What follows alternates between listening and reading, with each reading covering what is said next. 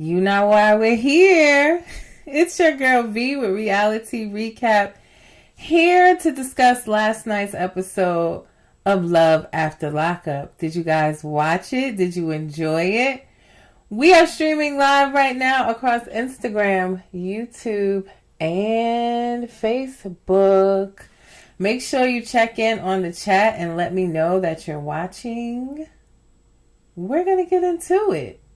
I have a lot of information for you from last night's episode, interviews, lives that the couples have been doing, some of their Instagram posts.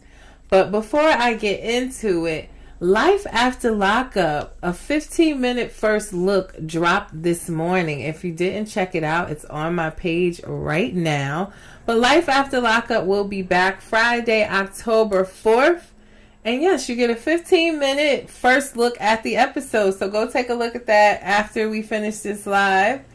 But again, we're here to discuss last night's episode of Love After Lockup. Let me know your thoughts in the comments on the episode. If you watched it, let me know on the check-in. And we're going to get into it. So our first couple that we'll be talking about today is Zeruiah and Troy. Now, before I get into their recap on last night's episode, I want to talk a little bit about a recent interview that Zeruiah and Troy did. Now, on this interview, right? Now, let me take you back to last Saturday when we did the midday tea talk.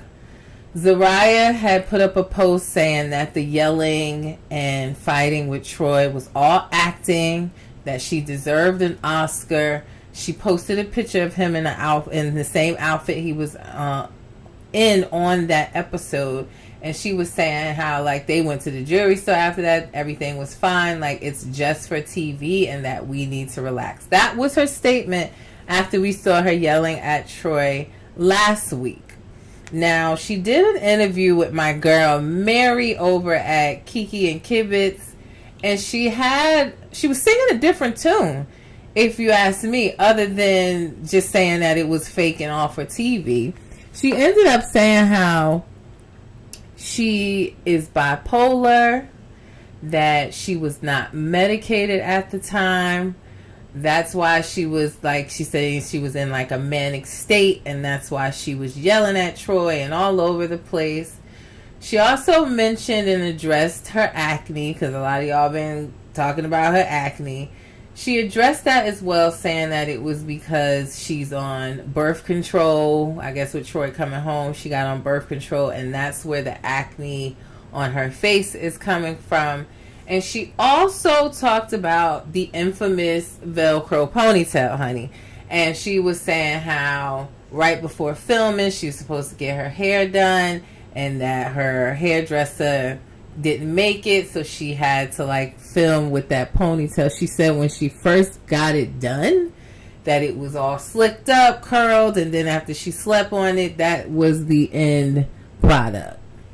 Now, I will say on the interview, she had a new lace front on, and the hair was laid. If you see her on this 15-minute sneak peek or the first look of Life After Lockup that I posted this morning, you'll see her on there. She has braids, and it looks much better. So she's aware of everything that everyone's had to say about her ponytail. She addressed it. Now, I don't know. You guys tell me what you think. If you believe that that was a manic episode that caused her to yell at him. That, you know, if you believe her diagnosis of her bipolar. She also mentioned that being part of the reason why she cheated on Troy.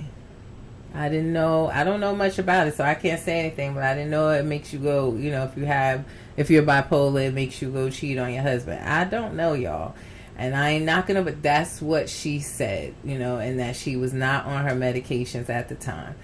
At the end of the day, Troy was on they went live last week. Troy was on the interview and basically telling her that that's his wife. He love her. We need to mind our business, even though they on our TVs every Friday. And also saying how he basically is in love with her and that's his best friend. And he said that last night on the episode. So just to give you a little bit of things that she addressed in her recent interview, those were her excuses. I mean, a little shady there. Not her excuses, but that is what she's claiming was the reason why she was yelling at Troy. Y'all believe it? Y'all let me know. I don't know, child. But let's get into the episode. Now, mind you, Troy is still only 4 days out right now on the season that we're watching. He's 4 days out. We come back to her still yelling at him. And let me just say this. I totally understand why she could be upset as far as, you know, the baby mother knowing about her cheating or her infidelities. The baby mama should not know this stuff. I can't say if Troy told it to her or his mother told it to her. If I had to guess, I would think it's Karen telling the baby mother this information. They seem to be on the phone a lot, even though when Karen first got there, she said she didn't even like the girl. But they seem to talk a lot on the phone. Zeruiah was also upset that Troy left out without his phone, and she asked, was he trying to go to see his baby mama? And I'm saying, how? He was going to walk to Buffalo from Syracuse on feet? Like, what are we talking about? And then I'm also thinking, you're upset, but we saw you kick him out in the last episodes. You told him to leave. You threw your ring on the floor and told him to get out your house. That's what you told him. Now you mad that he left. I don't make it make sense. She also questioned, how did the baby mama know that Troy had left out of the house? And again, I think that was from Karen calling everybody, asking, had they heard from him? Had they seen him? I don't think that he's pillow talking with his baby mother. I just don't. But that's what she seemed to believe. He did calm down the situation. I said, Troy has patience of a saint, child, because I couldn't do it. But he was able to calm her down. He apologized, asked her to put her ring back on. And she's like telling him, I'm going to put it back on, but if it comes off again, you're done. If you leave again, you're done. And I'm saying, bro, you kicked him out, girl. You are the one that told the man to leave. And then you mad because he actually went ahead and left. I don't understand it at all. But he apologized. He took one for the team because the man trying to go see his daughter. You know, he mentioned that last night, that his daughter was 7 months old when he left, and now she's 7 years old, and that's time he can't get back. And you up here arguing with the man over who told the baby mama that you cheated. You shouldn't have cheated, number one, and I'm pretty sure that his mama, Karen, is the one that told. But like I said, if you're just joining, Zeruiah did a interview with Kiki and Kibitz, my girl Mary, and she said that she was in a manic state during this episode, that she was not taking her medication. She suffers with bipolar disorder, so that's what she's saying. They finally, after we're on our third episode and watching her yelling at him, they finally make it to Buffalo. Finally. They make it to Buffalo, and his family is there to greet him. We get to see Troy's sister, his cousins, all of his family there. So excited to see him. They've been waiting 3 episodes just like us for him to make it to Buffalo. But yeah, he was able to see his family, and Troy's sister is concerned that he is on this ankle monitor, which means he has constraints. So ankle monitor is just being locked up outside, so he's on these constraints, and he's in Syracuse with Zeruiah and doesn't have any family close. She's looking at the situation that happened earlier that day where, he had left. He was upset. Nobody could get in touch with him. He don't have any family close, and they arguing.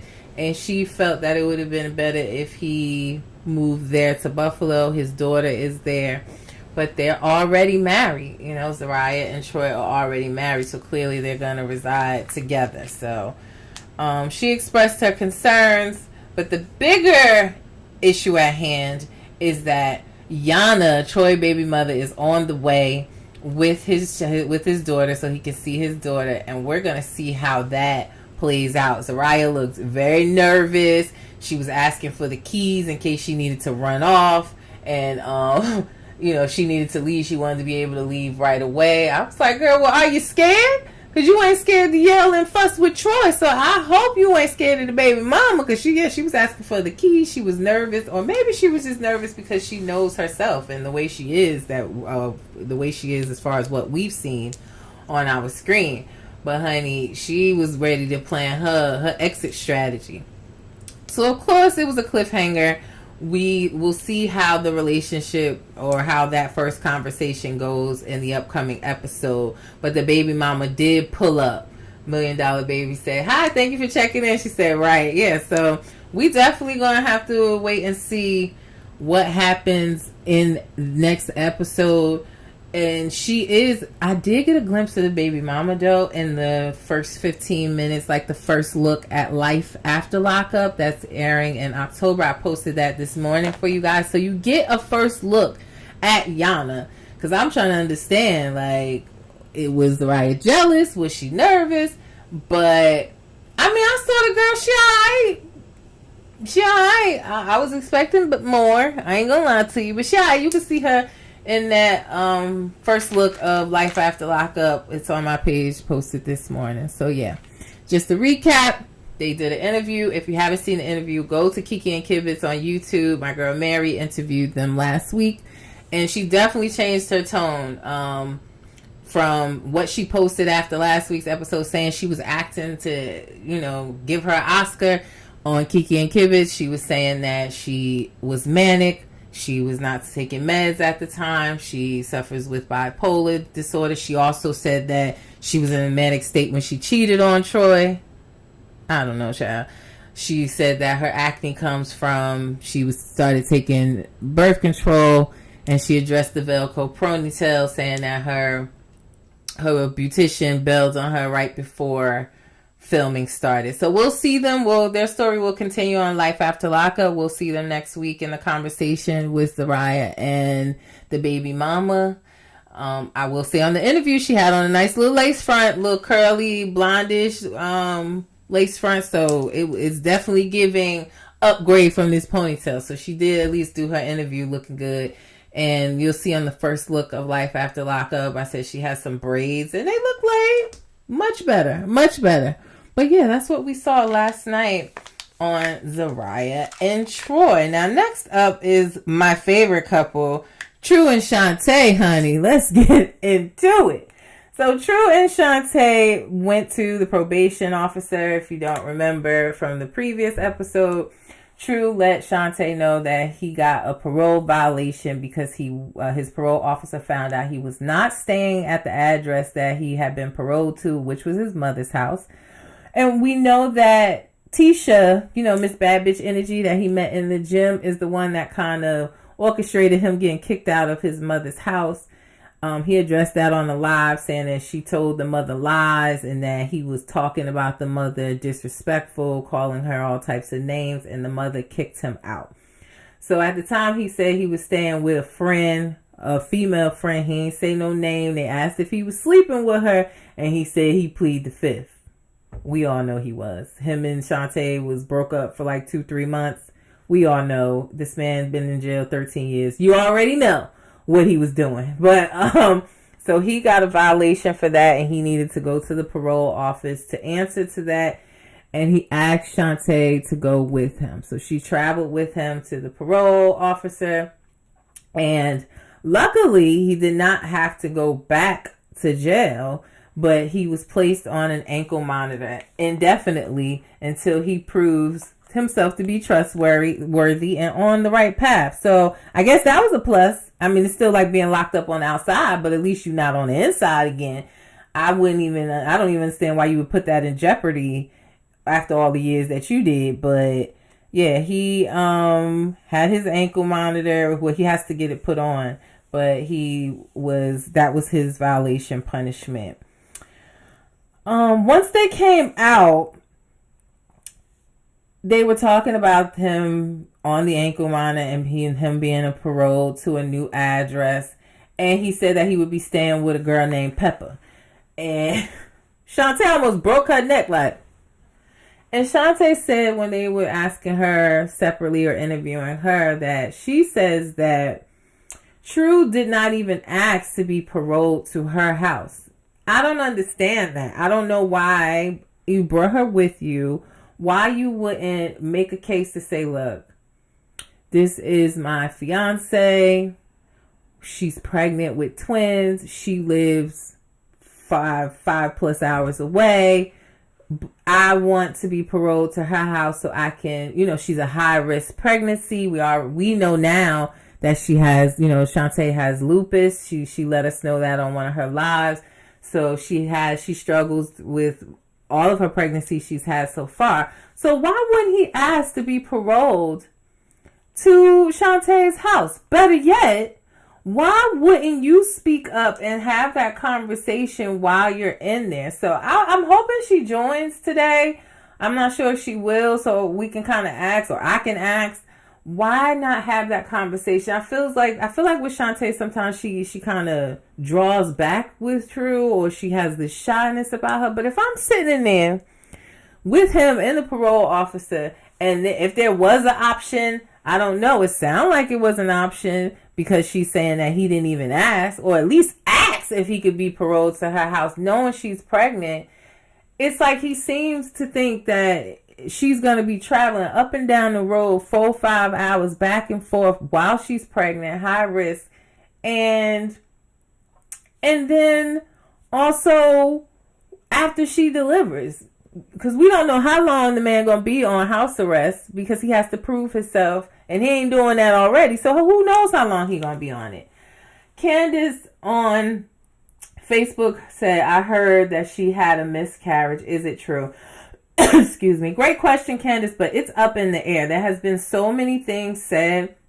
She's not able to address it until after the show. She's under contract and NDA, so she can't address it until like end of October, she said. But the word on the street is that she had a miscarriage and was pregnant again a second time. It's also been said that she delivered the babies early in July and that the babies are still in the hospital. It is so many things being said right now, but we really won't know the truth from them until after the show finishes. C Money said eyebrows popping. Well, thank you. Thank you. I ain't did my eyebrows in so long, though. It's even funny, but thank you. I don't even touch them, girl. I appreciate it. But yeah, we'll have to wait to, I plan to interview. I'm going to ask to interview Shantae once the season is over, because there's so many rumors swirling. It was a news broke that he was seeing another person, getting money from them, and Shantae found that out. It's been said that he had another girl pregnant and her baby was born premature as well. There is so much out there, but they can't address any of it. They did not sign up for Life After Lockup, so when this season ends, I'll definitely be reaching out to interview and ask all the questions, and ask them live so that you guys can ask, and I will read your questions to her as well, so y'all look out for that. But yeah, then she kept that to herself and did not question why he didn't parole to her house. He's in his interview saying that if it was a question of him paroling to this woman Pepper's house or going back to jail, that Shantae would rather him be paroled to this lady Pepper house. No, sir. She would rather you be paroled to her house so that you can be present for all the stuff you said last episode you were going to be present for. Ultrasounds, doctor's visits. How are you going to do that if you're on house arrest paroled to some girl named Pepper house? She sound like trouble. But yeah, so they went to eat after they left the parole office, and they met up with Kels. Now, Kels is also alleged to be the woman that he stopped off the road last episode to see. Shantae stopped by my live last week and said that production kind of filmed it or edited to look like he was going to see some woman when he pulled off this wrong exit. And they are both claiming that that was his sister-in-law, who we saw this episode. Her name is Kel. She is married to True's brother. True's brother is currently locked up. Now, they sat down and I don't know, there was some weird energy. Y'all tell me. It was some very weird energy there. I got the vibes that they done messed around before. And he was about to get into how they first met. And he was like, yeah, let me tell you this wild story about how we first met. And she was like, oh my God, you're not about to tell that story. We was like 13 years old. It was like, no, go ahead, tell the story. I wanted to hear it. But they didn't. But it was really weird energy between this girl, Kels, and True. I don't know what's going on there. Shantae says she doesn't believe that True ever messed with Kels because of how close True and his brother are. But his brother locked up.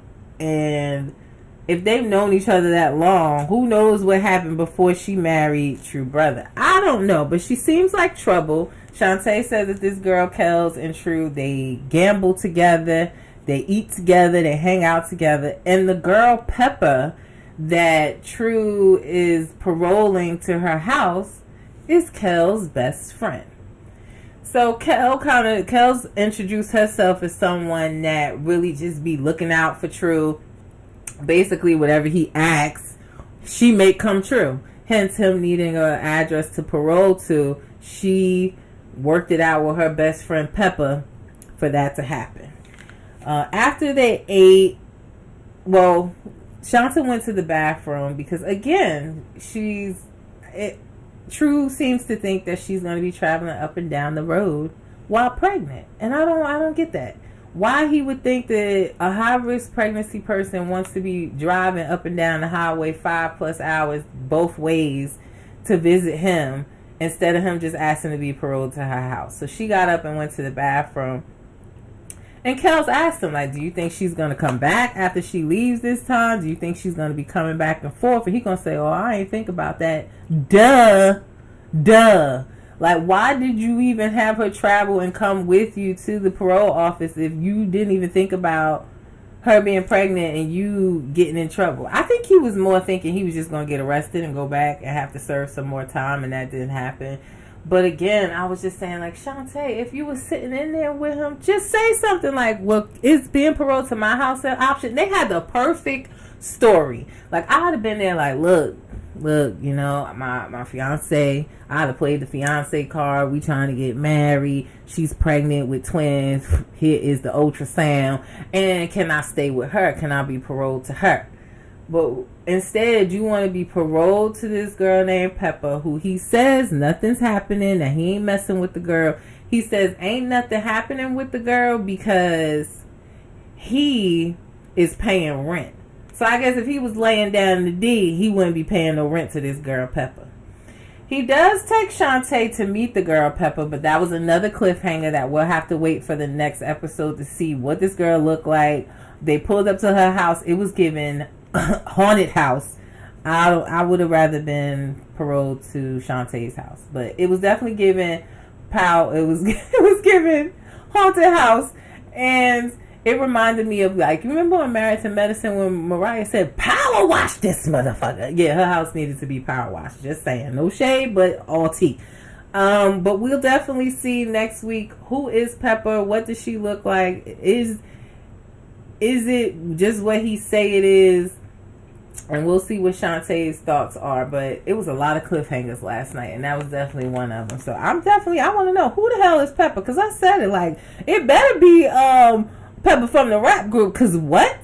You just going to parole to any old body's house instead of with your pregnant girlfriend? Bruh, makes no sense to me. I get it. She lives in the state, I believe, but in a different part of it. They're in the Midwest, but I can't believe that wasn't even an option. So we'll see. Who else did we see last night? Our next couple, we're gonna talk about Kim and Joey.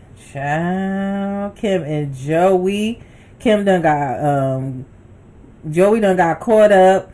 So Kim is at home getting ready for their engagement party that she done spent $2,000 on. She burned through all her life savings on this man. He came home. She done bought a truck. He took her debit card and bought $300 worth of gifts for her kids. He took the debit card again. He was only supposed to go get some damn tires. He come back sitting on 24s. He got some rims. Like, damn, you couldn't get 10s? Well, how about none at all? Because he talking about saying he needed to treat himself. But I said last week, who's going to tell him the truck was the treat? She brought you a truck fresh out of jail. You was out of jail like 1 day, 2 days, and you got a Nissan Rogue. And then you put your Nissan Rogue on 24. The rims cost more than the damn car. Like, and it ain't like it's no brand new Nissan Rogue. And it honestly makes the car look cheap to me. It looks terrible. Hey, Alpha Love. She said, I'm here. Hey, girl. We talk about Kim and Joey right now. But, yeah, Kim was getting ready for her engagement party. And she said that cost $2,000. He spent over $2,000 on tires and rims. So she just burning through her little savings for this fool.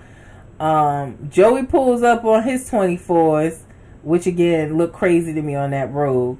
But Kim asked Joey, why did she get a friend request from his ex-girlfriend? Now, we saw in the last episode that he been on WhatsApp talking to the ex-girlfriend, which is already a red flag, because what are you using WhatsApp for? Because it's encrypted? Because you're trying to be discreet? That's already a red flag.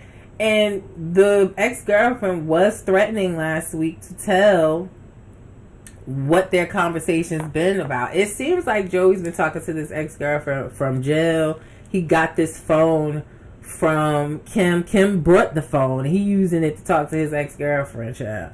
But he say that the ex-girlfriend got his phone number through his friend Mike. That ain't no friend. And that ain't no friend. But he's been having some long conversations with the ex-girlfriend. Kim asked him about it. And she said, I got this friend request from your ex-girlfriend. What she want to talk to me about? He like, I don't know. Why would she send you a friend request? And he tells her that he has been talking to her on the WhatsApp. He like, well, I'm going to show you everything that we've been talking about. Who knows if that was everything or just what he had not deleted. But I didn't understand why he was trying to act like he was being truthful. Then she take the phone and she see that he like, well, why he texting me while I'm with her and telling her everywhere he go and all of that. Like, bro, what are you doing? You might as well have lied if that's what you're going to do. But Kim was upset. But you know how men do. They try to flip the script when they wrong. So he got mad with her because he is on the phone. She brought texting his ex-girlfriend. I'll never understand it. But he gets mad, snatches his phone, making him look even more guilty, and he left. He left on his 24s. He said that he was not going to the engagement party. She can go by herself. And then he plans to meet up with his ex-girlfriend. He reaching out to her out in WhatsApp again and tell her to meet up with him. So he meets up with her. Well, that was another cliffhanger. But he gives her a location for them to meet up. While he's driving, he tells us again like how he was with his ex-girlfriend while he was in prison. She totally ghosted him. Stopped visiting. Stopped taking calls. And now all of a sudden, here she come wanting back. That's a red flag for you, Joey. Because if she left you once high and dry, she's going to leave you again. Now, you got somebody out here that's supporting you, buying you a car, you getting 24s, you out for Christmas and living in her home and planning engagement parties, and then you going to mess that up for somebody that left you high and dry. Make it make sense. I tell you, these men sometimes, they don't think. But he is going to meet up with the ex-girlfriend. We'll see how that conversation goes. Because once he got in the car, he like, yeah, I'm going to meet up with this stupid bitch right now. All of a sudden, the ex-girlfriend, she's a stupid bitch. And she trying to mess up his relationship. No, you messed up your relationship. You did not have to talk to that girl. Even if your friend gave the number, Joey, you didn't have to talk to her. Lila said, watching from the bushes. Yeah. Like, thank you for checking in. But, yeah, like, you did not have to talk to her. You do not have to have no conversation with her. You don't even have to meet up with her. It is time for you to be getting ready for your engagement party, bro. if you were, he's saying he's meeting up with her just to end things, we'll see how that goes. You didn't have to meet up with her. You could have just not talked to her, blocked her from jump before you even spent all these days talking to her. So we'll see how it goes. Do I believe that Joey is not going to show up to his engagement party? No. I think he's going to show up, but I'm more interested to see what actually happens when he meet up with this ex-girlfriend. How does he end things? Is he really going to stop talking to her? We will see. Are they on Life After Lockup too? I got to remember if I saw them in the first look that I put up this morning. Let me see real quick. Is they in there? I think so. I think they'll be back on Life After Lockup as well. That starts on October 4th. So we should be able to continue their story. Gwendolyn said, child, he a hot mess and no good. Yeah, they still together though, Gwendolyn. She love him. I'm telling you. She let us know every chance she get on Instagram that she love him. And she's, supporting him through his sobriety and his recovery and trying to make sure he doesn't relapse.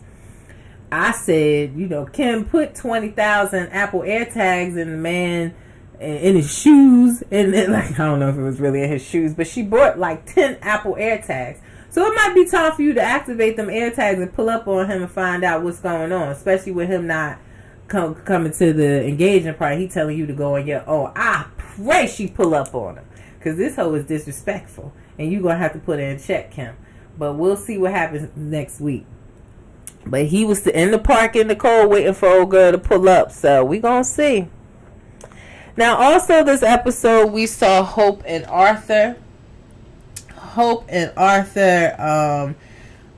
is at this point, after dating him in prison, him coming home and living with her, now she's ready to tell her family that she has a boyfriend. Y'all saw her shushing him like a side chick in one of the other episodes when her sisters called so that they wouldn't know that she was with someone.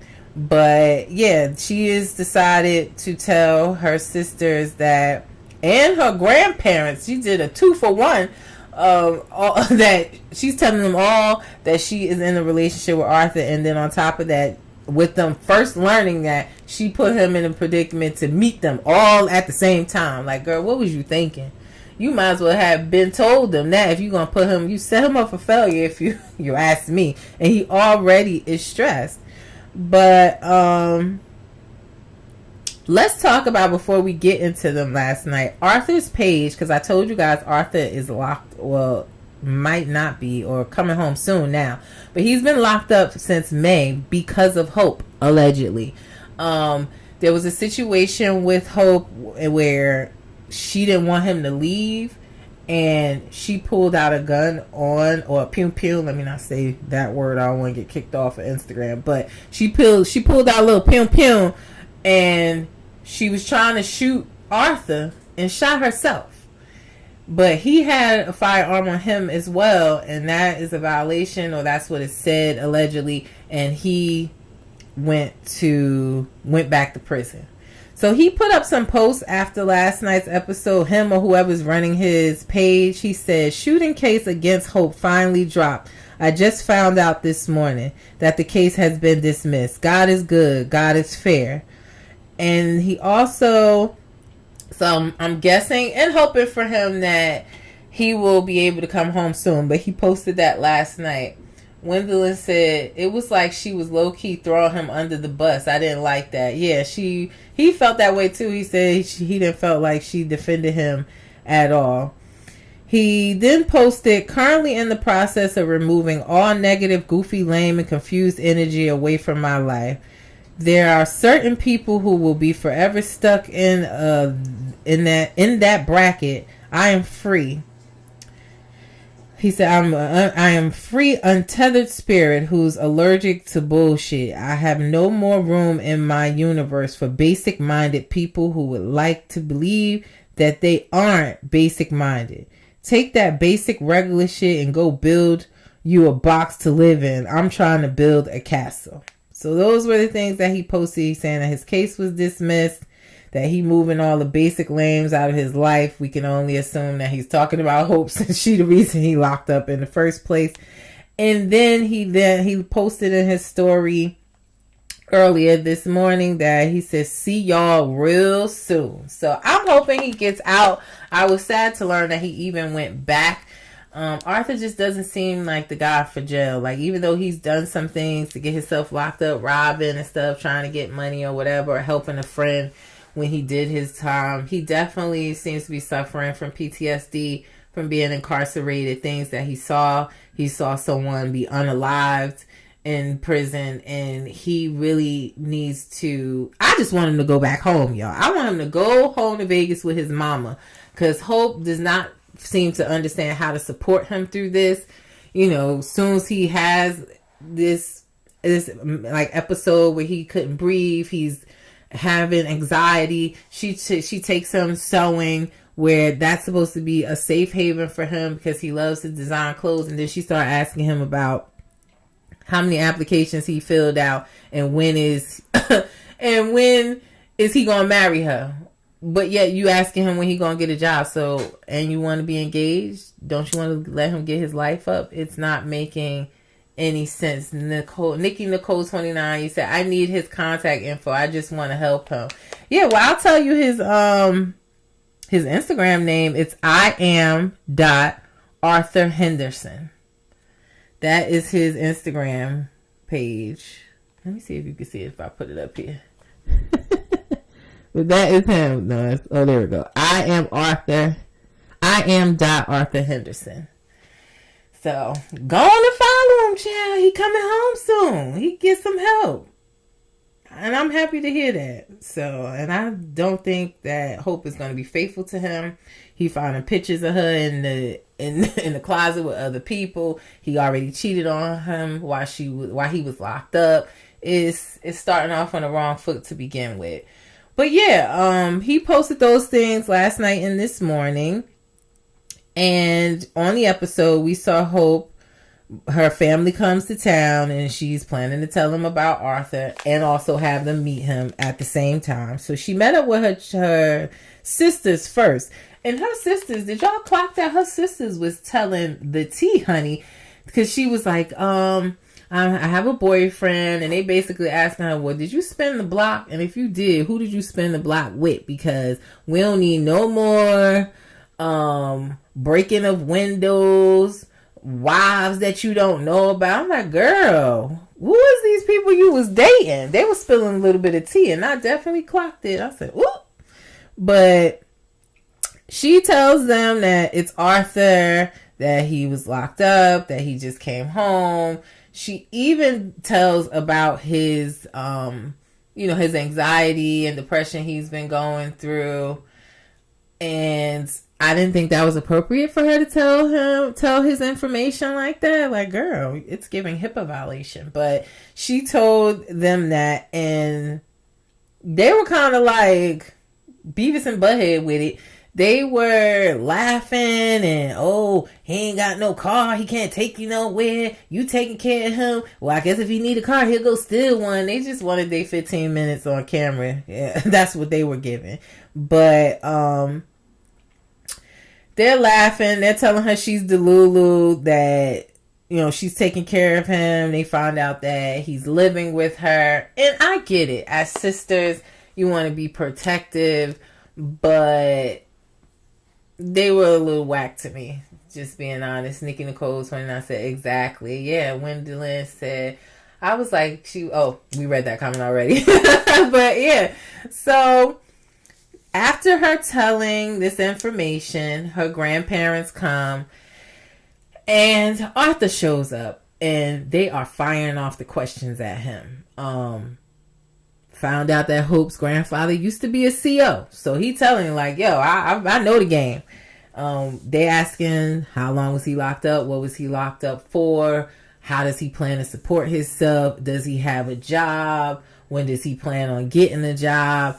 How is he going to prove not to them but himself? Like, damn, they was just shooting the questions off. Pow, pow, pow, pow, pow. What I did not like is in that situation, they questioned him about his anxiety and depression. It was like, That was where I draw the line. And I felt like, first of all, Hope shouldn't have told him that, and they shouldn't be asking him that. Mind your business.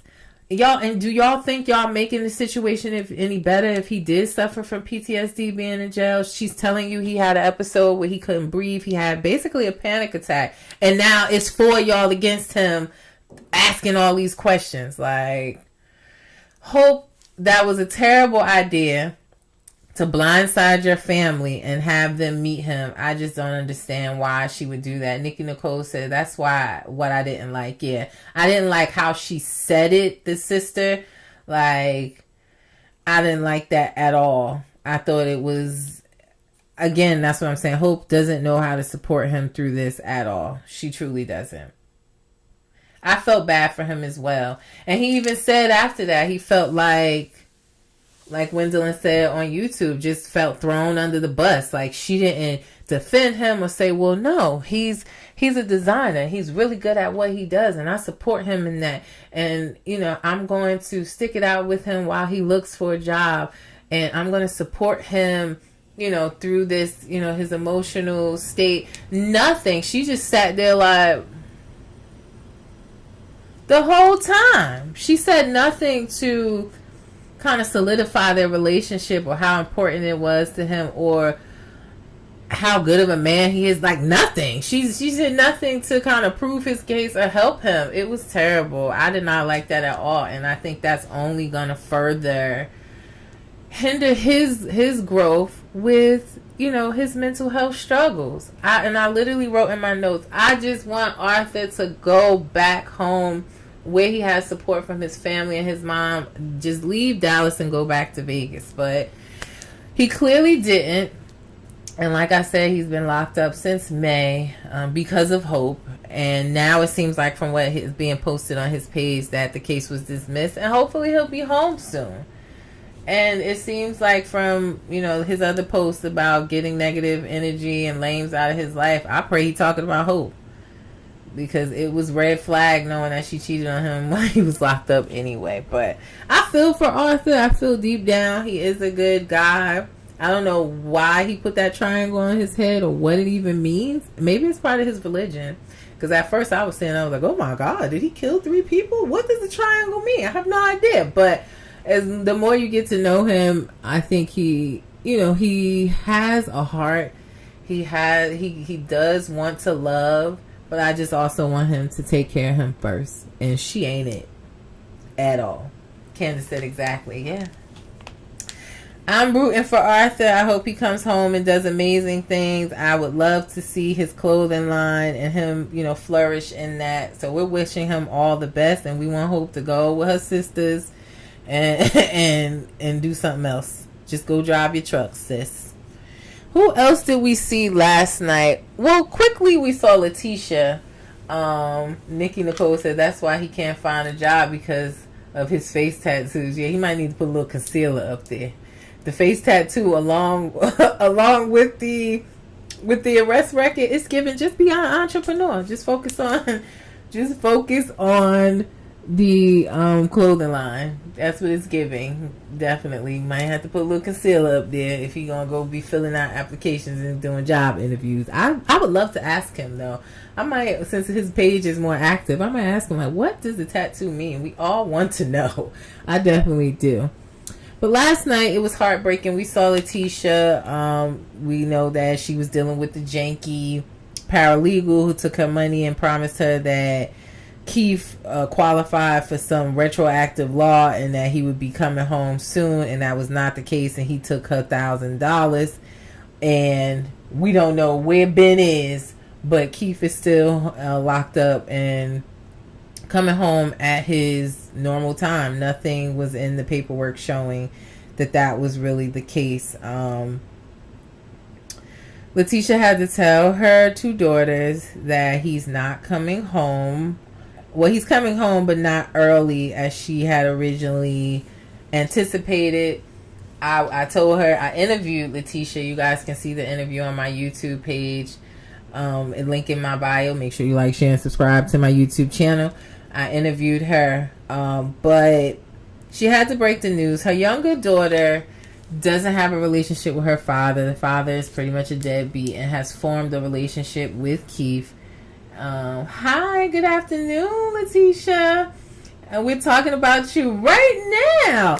And it was heartbreaking to see. But we saw that she had to break the news. Her younger daughter has formed a relationship with him. They showed some flashbacks of him sending teddy bears. And it was heartbreaking to see how sad she was that he wasn't coming home. It kind of brought me back to myself. It was like when I was in, I want to say like first or second grade, my father dropped me off to school knowing he had a court case, knowing he had did something wrong, and that there was a possibility of him not coming back home that day, and he did not tell me. And when I got out of school, my mom told me that he had been locked up and was going to be gone for a few years. I was broken. So broken. Like, I can't even tell you any more about it, because seeing her, the little girl crying, it just brought me back to that day. Like, I was sick. I can't even tell y'all. So it was sad to see, he's still coming home within the year. Letitia let us know, she let me know exclusively on the interview that we did that he was going to the halfway house. She's let us know recently that he's completed what he needs to complete, right, Letitia, at his halfway house. So he should be coming home very, very, very soon. I'm hoping Letitia and Keith make the next season of Life After Lockup. I didn't see them in the first look that I posted this morning, but I'm hoping that he makes it home in time. She said that she was going to be in Idaho doing some filming. She needed makeup and hair, and I'm praying it's for Life After Lockup. Letitia said it was hard. We went through a lot while filming. You really did, but you kept your head high. You stayed 10 toes down, and you made it through it. Letitia said, yeah, he's coming home. Yeah. So, Iowa, not Idaho. Iowa. So I'm hoping that you guys make it on Life After Lockup. I would love to continue to see your story. I also found it interesting. We know that her older daughter has not formed a relationship with Keith. I did not know that she's still very close with her father, and they're in the same state, city, town. So they get to see each other a lot, which kind of maybe explains why, she's withdrawn from Keith. Understandable. She has a relationship with her daddy. She's good on that. And also, she's a teenager, guys. So I could only imagine, if I was a teenager, I'm in my too cool for school stage and there's cameras everywhere. So we talked about that in the interview, that Letitia's definitely considering her daughter's feelings and having those conversations with her, but also she's married to Keith. So I think that's how we got to the exclusive information that Keith was going to the halfway house, because it was kind of a way to ease them into the process of him coming home instead of him coming straight from jail to the house. Yeah, Letitia said she didn't want to be on camera. What teenager does? What teenager wants to be on TV and then their friends see it, or, you want to look cool and all of that. I get it. Totally get it. I would have probably acted the same way. But, good news is Keith is on his way home.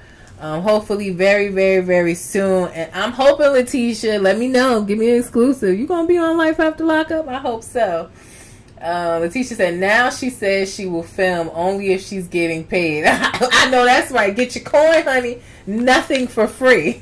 So now the kids are getting paid. That's what I'm talking about. Get the coin. Tell them you ain't saying nothing on camera. It costs. I heard that. She also had to tell them last night that they are moving out of the current home because the home that she was in renting, the landlords, or the owner of the house, I should say, wasn't paying the mortgage. The house is going into foreclosure and she has to move. So it was a double whammy. Had to tell them both that, two bad things at the same time. Letitia says so hopefully Naraya is nicer to me. She will be. But yeah, they have to move, and then she also told them that there's a possibility they may be moving to Charlotte, starting anew. I think her older daughter looked a little concerned about that, being that we're hearing that she's close to her father, and also they've been in the same school district. They have friends, all of that. So we'll see if they move to Charlotte, if they make it work where they are. Letitia said she would have a conversation with her older daughter's father, and we'll go from there. So we'll continue to watch their story throughout the rest of the season. Letitia said house is selling next month, but we moved and have a nice landlord. That's good.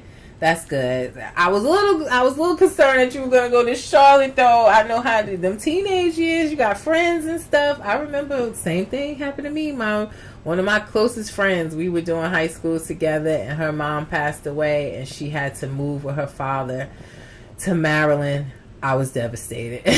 But you know what? I will say this.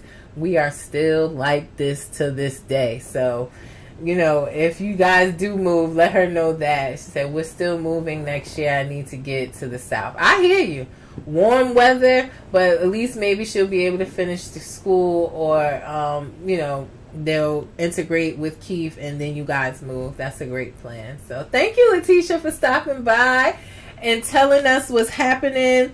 Now, I can't wait to see what's going on. I said I'm waiting to see if they're going to be on Life After Lockup. And I know she's going to let us know when Keith make it home. She already taking the prenatal vitamins, honey. I saw it. I saw the post. She taking her prenatal vitamins and getting ready to make him a daddy again, is what she said. So congratulations in advance. I can't wait for you to have your husband come home and help you. I know. I can only imagine. She's saying, like, I'm tired of being the big girl. Like, I want to be the princess. Let daddy come home and take care of that, honey. So I can't wait, and we'll be looking out for when he does come home. Thank you. Now, who else did we see last night? We saw Bianca and Daniel, child. I don't know about Bianca, y'all.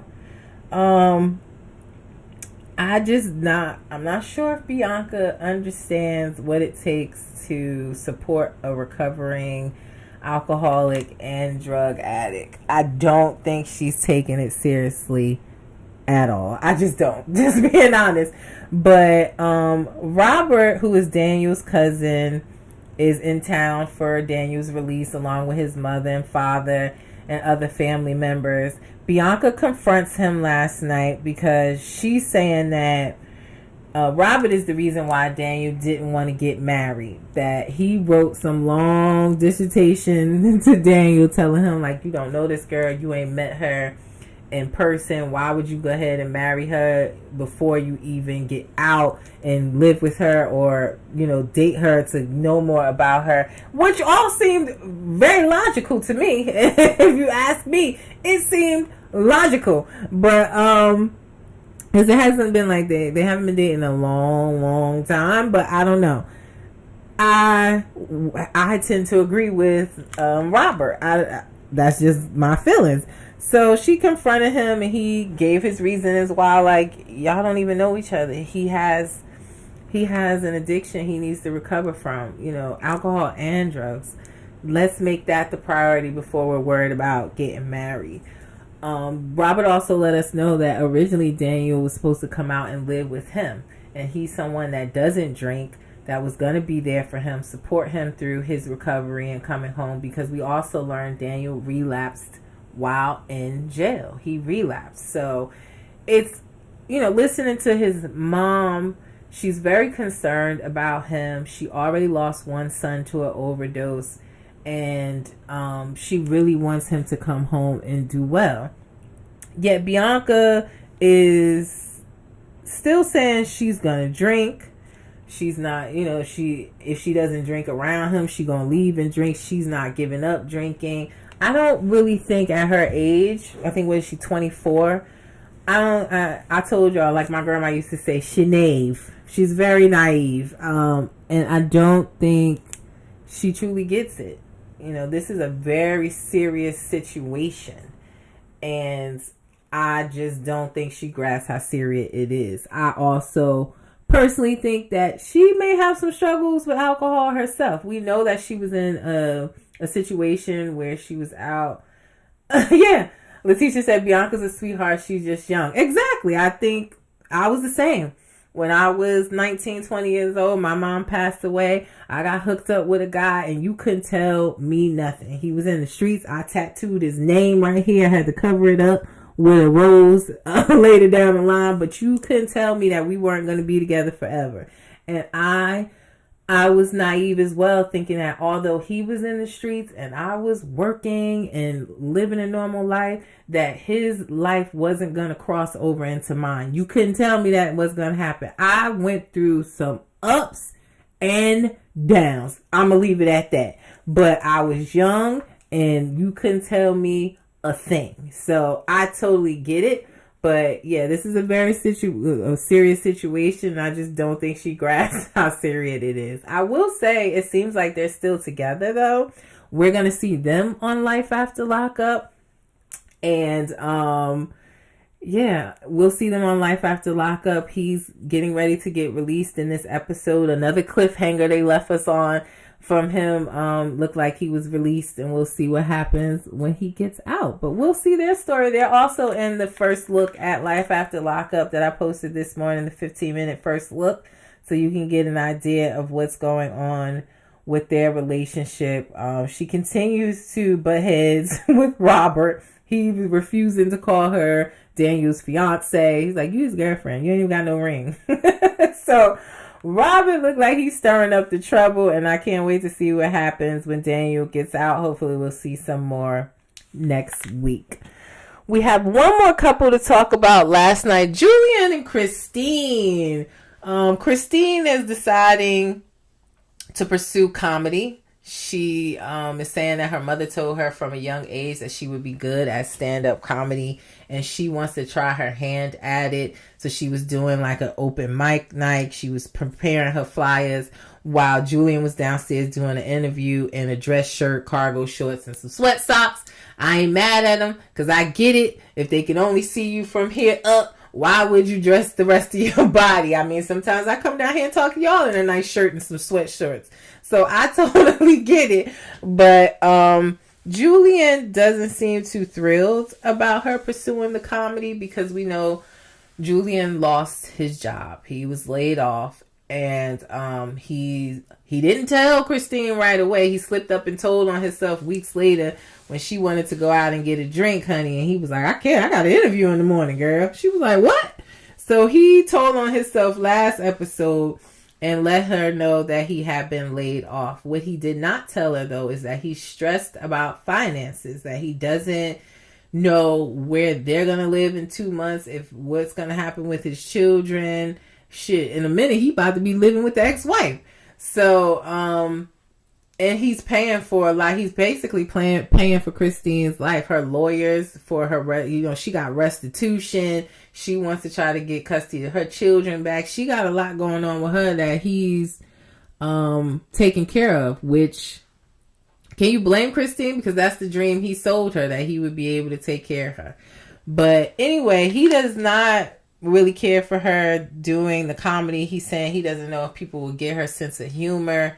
And also, he wants her to pick up extra shifts at the restaurant she works at so that she can help pay some of these bills. Now, I said, now, Julian, you just said you was concerned about the restaurant because you heard they do a lot of drugs in the restaurant. I ain't never heard that a day in my life. But now you want her to pick up extra shifts. Make it make sense. Which one is it, Julian?